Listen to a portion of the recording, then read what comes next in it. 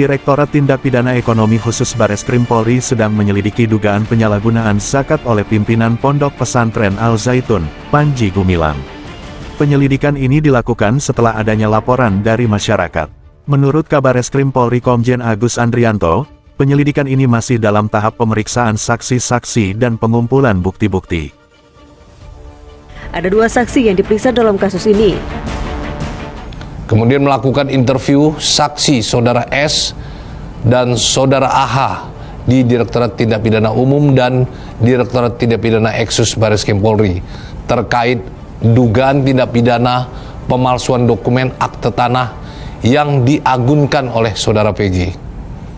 Sebelumnya Menko Polhukam Mahfud MD pernah menyinggung soal dugaan penyalahgunaan kekayaan Al Zaitun dan membeberkan sebanyak 295 sertifikat tanah atas nama Panji Gumilang dan keluarga.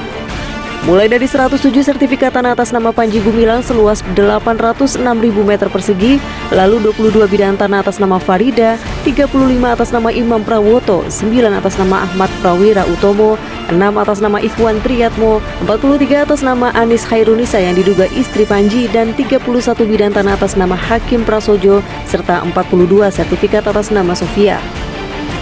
Agak lebih fantastis lagi, kami sudah melaporkan adanya sertifikat tanah atas nama Panji Gumilang dan keluarganya yang diduga ada kaitan dengan penyalahgunaan, ya, diduga ada kaitan dengan penyalahgunaan kekayaan Al Zaitun, karena tanah-tanah itu ditulis atas nama pribadi. Atas nama pribadi Panji Gumilang, istri dan anak-anaknya. Saya sebutkan ada 295 bidang tanah. Pada tahun 2011, Panji pernah dipenjara dalam kasus pemalsuan dokumen. Hal ini dibenarkan oleh Panji Gumilang usai menjalani pemeriksaan sebagai saksi kasus dugaan penodaan agama pada 3 Juli lalu. Pernahkah Panji Gumilang berurusan dengan hukum? Dijawab pernah. Apa yang ketiga? Apakah ada ketetapan hukum? Pernah ada. Ini malah nambahin ya. Berapa itu ketetapan hukumnya? Saya pernah dihukum 10 bulan. Kini polisi juga mengusut dugaan pencucian uang diantaranya dengan memeriksa 2 komisaris PT Samudra Biru Mangun Kencana, di mana Panji Gumilang menjadi direkturnya dalam perusahaan yang bergerak di bidang pangan itu. Dolar Indonesia, yakni rupiah, itu jumlahnya 1,914,545, ribu. Kalau dibahasakan, dinarasikan, 1 miliar 914 juta 545.000. Lumayan kan? Ternyata dari Amerika pun datang dolarnya itu. Dolar Amerika nggak terlalu banyak angkanya, tapi nilainya cukup banyak kalau di dolar Indonesia kan. Berapa itu? 10.000 dolar Amerika. Ada juga dolar Singapura di sini. 2.300 dolar. Kemudian Singapura naik sedikit, Malaysia. Kalau dinarasikan 20.200 dolar Malaysia atau ringgit Malaysia. Saya mengambil kebijakan bahwa uang ini jangan disimpan di bank. Mengapa?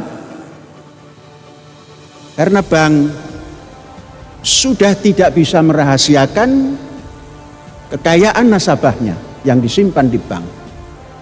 Apa buktinya? Seluruh yang kita simpan di bank itu diumumkan bahwa rekeningnya sekian banyak, khususnya lagi rekeningnya Panji Gumilang diumumkan lagi ada 15 triliun. Ini sesuatu yang sulit untuk dimengerti. Sebuah negara yang mestinya melindungi hak-hak warga negaranya, namun ada sebuah lembaga negara yang mengaku kementerian atau apalah mengumumkan, dan pengumumannya itu justifikasi menjadi konsumsi publik, sehingga mengakibatkan hal-hal yang hiruk pikuk.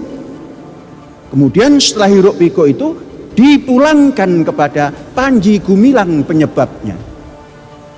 Nah inilah, maka jangan percaya kepada bank untuk saat ini, karena tidak bisa menyimpan kekayaan nasabah.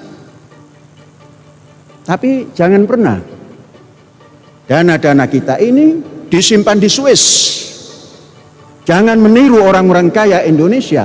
Maka dana yang kita terima ini tidak perlu kita simpan di bank. Kembali kepada tradisional, tapi rasional.